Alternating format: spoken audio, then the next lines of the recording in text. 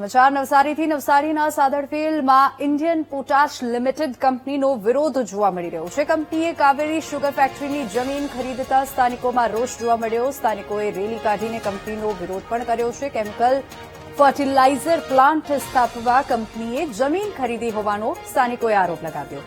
તત્કાલીન મુખ્યમંત્રી આનંદીબેન પટેલે કાવેરી શુગર ફેક્ટરીનું ખાતમુહૂર્ત પણ કર્યું હતું અને ખાતમુહૂર્ત કરવા સમયે આનંદીબેને ખેડૂતોને ડબલ પૈસા ચૂકવવાની જાહેરાતો પણ કરી હતી.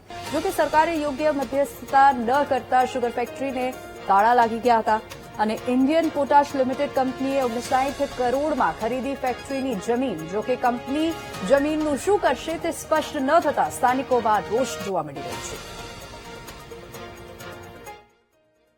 ઇન્ડિયન પોટાશ લિમિટેડ કંપની સાદરવેલની કાવેરી સુગરની જગ્યામાં આવી છે.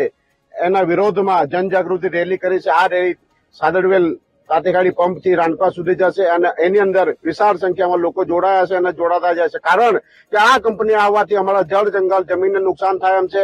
અમો આદિવાસી પ્રકૃતિ પૂજક છે અને જળ જંગલ અને જમીન અને વાયુને નુકસાન થાય અમે કદાપી ચલાવી લેવાના નથી. આજે અમારા સાદરવેલ ગામમાં જે ઇન્ડિયન પોટાશ લિમિટેડ કંપની આવી રહી છે તેના વિરોધમાં અમે આજે રેલી કાઢી છે. આ રેલી કાઢવાનું કારણ કે જો આ ઇન્ડિયન પોટાશ કંપની ટૂંક સમયમાં આવે તો અમારા ગામને ઘણું બધું નુકસાન થાય એવું છે. અમારા ગામમાં વાયુ પ્રદૂષણ થશે, અમારા ગામની જમીન બગડશે, અમારા ગામનું પાણી બગડશે, જે અમે ચલાવી લેવાના નથી. અમારા ગામને તો નુકસાન થવાનું જ છે આનાથી, પરંતુ અમારા ગામની આજુબાજુના જેટલા પણ ગામો છે એમને પણ નુકસાન થવાનું છે. એટલા માટે હજુ કંપની આવી નથી, પણ ટૂંક સમયમાં આવનાર છે.